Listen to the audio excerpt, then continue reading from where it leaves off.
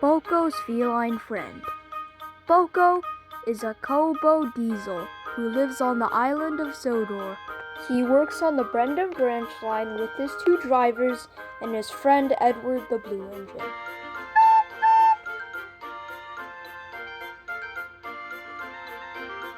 However, something would soon change. One day, Boco's drivers went off to the cafe while Boco rested in the yard. Little did he know a little cat crept inside of his cab. The cat was awoken and peered out of Boco's cab and then decided to exert her dominance. Don't reach on. I've got a spare 20 pound laying around. Let's get you a nice sandwich. And the cat was there to stay. Boco brought the cat everywhere he went. She would often climb out and sit on a flat surface. One time, Boco brought her to Barrow and Furnace.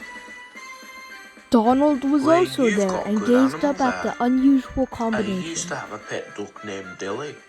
Why, she was a good lassie.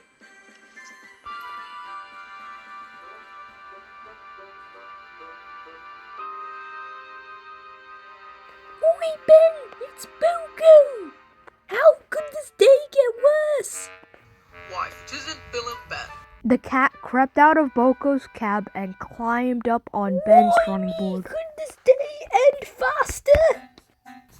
Does the cat have a name? I think we should call her Britt. Once Tom's came to a halt, the little cat scurried onto his running board. A woman came to the island to make a TV show, and she asked all the engines about their history. I told her about the time I was a runaway.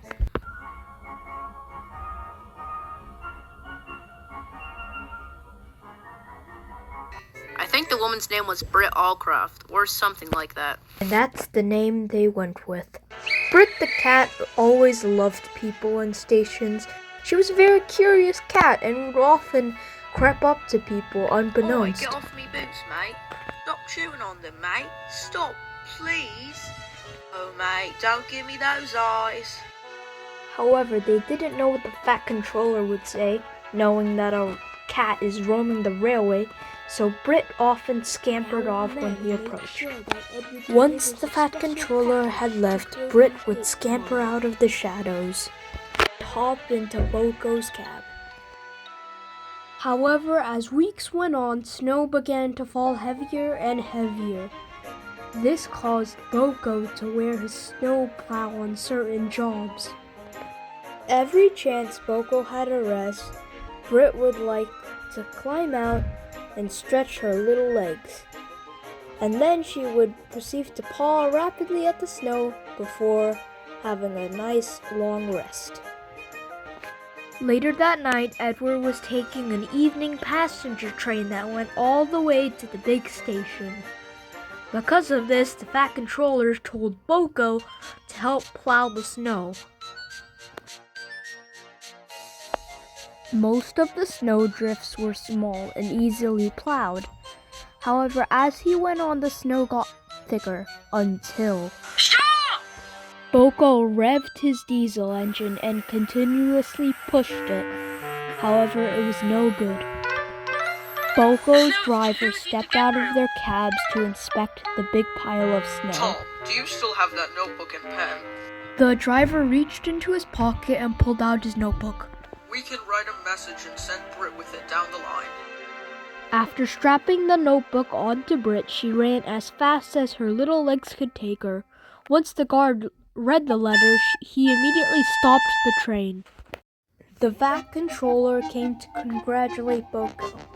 Boco, I hope you understand that I treat all my engines like they're my family. However, family do not hide things from each other.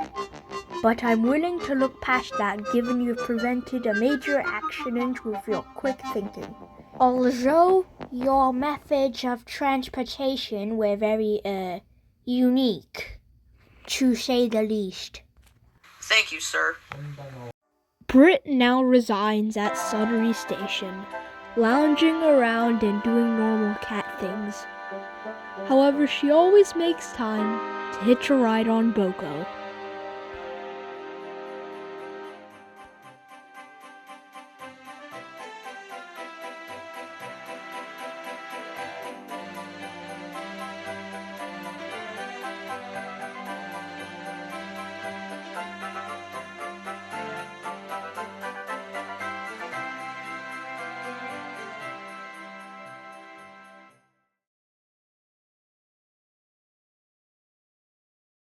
Hello, young man.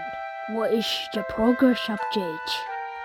Well, sir, we've ordered specially fitted parts from our suppliers.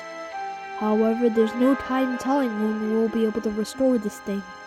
After all, it has sat in a shed for nearly 40 years. Thank you very much, and I'll be off.